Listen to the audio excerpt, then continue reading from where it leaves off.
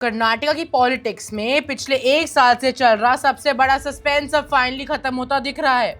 सिद्धरमैया ने CM post से resign कर दिया है और अब कर्नाटका के नए चीफ मिनिस्टर के तौर पर डीके शिवकुमार का नाम सबसे आगे चल रहा है। लेकिन इस पूरे पॉलिटिकल ड्रामा में सबसे बड़ा ट्विस्ट तब आया जब खुद सिद्धरमैया ने रिवील किया कि कांग्रेस हाईकमांड ने उन्हें राज्यसभा भेजने का ऑफर दिया था, लेकिन उन्होंने सीधा मना कर दिया। मैं हूं रिताना मित्तल और आज हम बात करेंगे कर्नाटका कांग्रेस के उस मैसिव पावर शिफ्ट की, जहां रेजिग्नेशन के बाद भी सिद्धरमैया ने एक ऐसा मैसेज दिया है जिसने दिल्ली से बेंगलुरु तक पॉलिटिकल डिस्कशंस और तेज कर दी हैं।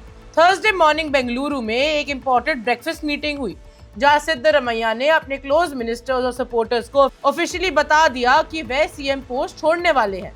रिपोर्ट्स के मुताबिक कांग्रेस हाईकमांड ने डीके शिवकुमार को नेक्स्ट चीफ मिनिस्टर बनाने का डिसीजन ले लिया था और सिद्धरमैया ने भी इसमें कंसेंट दिया था।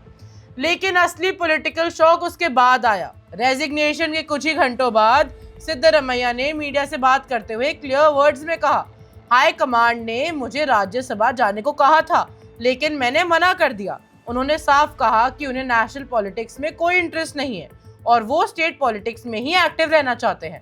यानी 80 साल की एज में भी सिद्धरमैया दिल्ली शिफ्ट होने के मूड में नहीं है।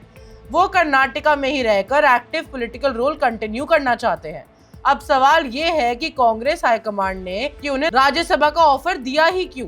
पॉलिटिकल सोर्सेज के मुताबिक पार्टी लीडरशिप चाहती थी कि लीडरशिप ट्रांजिशन स्मूथली हो और डीके शिवकुमार को सीएम पोस्ट मिलने के बाद भी सिद्धरमैया को एक रिस्पेक्टेबल नेशनल रोल दिया जा सके। रिपोर्ट्स के अकॉर्डिंग राहुल गांधी ने सिद्धरमैया के साथ एक प्राइवेट मीटिंग में उन्हें लुक बियॉन्ड कर्नाटका का मैसेज दिया था। यानी कांग्रेस लीडरशिप का फोकस सिर्फ कर्नाटका तक लिमिटेड नहीं है, बल्कि 2028 कर्नाटका असेंबली इलेक्शंस और 2029 लोकसभा इलेक्शन को भी लेकर स्ट्रैटेजी बन रही थी। सोर्सेस का कहना है कि कांग्रेस तमिलनाडु और केरला में अपनी पॉलिटिकल पोजीशन स्ट्रेंथन करने के बाद अब कर्नाटका लीडरशिप इशू को रिजॉल्व करना चाहती थी और इसी वजह से पावर शेयरिंग फॉर्मूला को फाइनली इंप्लीमेंट करने के प्रेशर बढ़ गया। आपको याद होगा कि कर्नाटका इलेक्शंस के वक्त से ही ये स्पेकुलेशन चल रहा था कि सिद्धरमैया और डीके शिवकुमार के बीच 2.5 साल का सीएम फॉर्मूला तय हुआ है। यानी पहले सिद्धरमैया सीएम रहेंगे और बाद में कुर्सी शिवकुमार को दे दी जाएगी। लेकिन जब 2.5 साल का पीरियड कंप्लीट हुआ तब भी लीडरशिप चेंज नहीं हुई। इसी के बाद डीके शिवकुमार कैंप का प्रेशर लगातार बढ़ाते गए। रिपोर्ट्स के मुताबिक डीके शिवकुमार ने कई बार दिल्ली विजिट्स किए, राहुल गांधी और पार्टी लीडरशिप से भी मीटिंग्स की और अपना क्लेम स्ट्रॉन्ग किया। पॉलिटिकल सर्कल्स में यह भी डिस्कशन रहा कि प्रियंका गांधी ने भी इस इशू में इंपॉर्टेंट रोल प्ले किया। सोर्सेस का कहना है कि प्रियंका गांधी ने राहुल गांधी और सोनिया गांधी के साथ लीडरशिप ट्रांजिशन को लेकर डिस्कशंस किए, जिसके बाद प्रोसेस और फास्ट हो गया। अब कर्नाटका कांग्रेस में पावर ट्रांसफर का रास्ता लगभग क्लियर माना जा रहा है। हालांकि ऑफिशियल अनाउंसमेंट अभी भी पेंडिंग है, लेकिन स्टेट पॉलिटिक्स में फिलहाल सिर्फ एक ही नाम सबसे ज्यादा डिस्कस हो रहा है, डीके शिवकुमार। लेकिन पॉलिटिकल एक्सपर्ट्स का मानना है कि रियल स्टोरी सिर्फ सीएम चेंज नहीं है।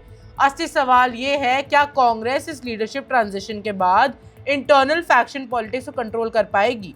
क्योंकि सिद्धरमैया का इन्फ्लुएंस आज भी कर्नाटका कांग्रेस में काफी स्ट्रॉन्ग माना जाता है और जब एक पावरफुल रीजनल लीडर राज्यसभा जैसे नेशनल रोल को भी रिजेक्ट कर दे तो उसके पॉलिटिकल सिग्नल भी काफी बड़े होते हैं।